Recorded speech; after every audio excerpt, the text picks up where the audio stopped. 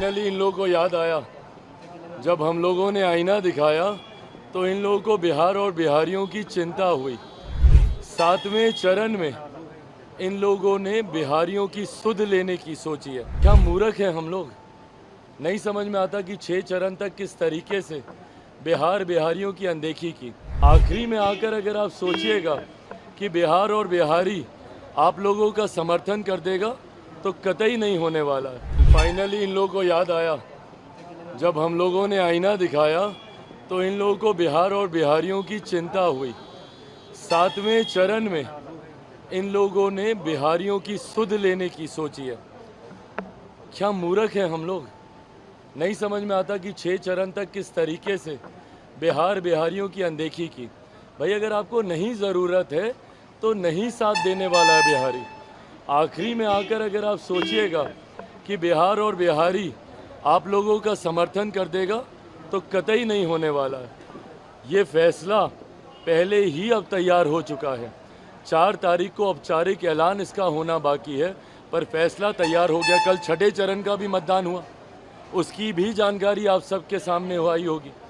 किस तरीके से एनडीए गठबंधन, अगर मैं राष्ट्रीय स्तर पर अगर मैं बात करूं तो लगभग 350 से ज़्यादा सीटों पर अभी तक परिणामों में हम लोग पहुंच चुके हैं। बिहार में 40 की 40 सीटों की एक औपचारिक घोषणा 4 तारीख को होनी बाकी है।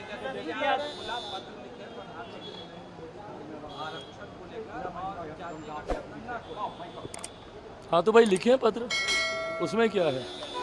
आरक्षण को लेकर हम लोगों की सरकार की, मेरे प्रधानमंत्री जी की, देश के गृह मंत्री की, तमाम एनडीए के घटक दलों की नीति पूरी तरीके से स्पष्ट है।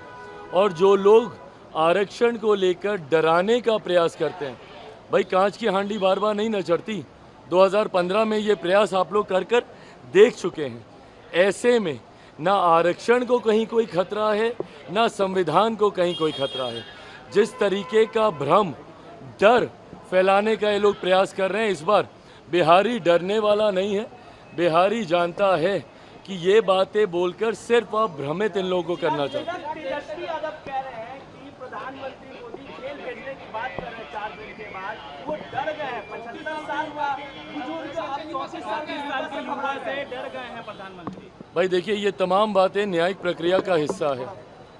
किसी को डराने की सोच के साथ नहीं। आपने भ्रष्टाचार किया है तो आप पर कार्रवाई होगी। दुनिया की कोई ताकत आपको बचा नहीं सकती अगर आप दोषी हैं। और यही बात मेरे प्रधानमंत्री ने कही। जहां तक रही बात डर की, कौन डरा हुआ है ये इनके बयानों से। जैसे जैसे बयानों की तीव्रता बढ़ेगी, प्रशासन की मिलीभगत है, कॉन्स्पिरेसी है, ये इसका एजेंट है, ये उसका एजेंट है। अभी तो हम बोल रहे हैं कि जिस दिन से आप लोग एग्जिट पोल शुरू कीजिएगा उस दिन से ईवीएम पे भी ठीकरा फोड़ना शुरू हो जाएंगे। तो 1 तारीख के बाद से 4 तारीख तक ये रोना गाना चलेगा ईवीएम को लेकर। और 4 तारीख के बाद तो फिर स्पष्ट ही हो जाएगा कि ईवीएम का दोष है, कैसे एनडीए को 400 प्लस सीटें आ गईं। ये तमाम बातें अब उसी दिशा में जा रही हैं जिस दिशा में परिणाम आने वाले हैं। बहाने तैयार करने की रणनीति पर अब काम किया जाए।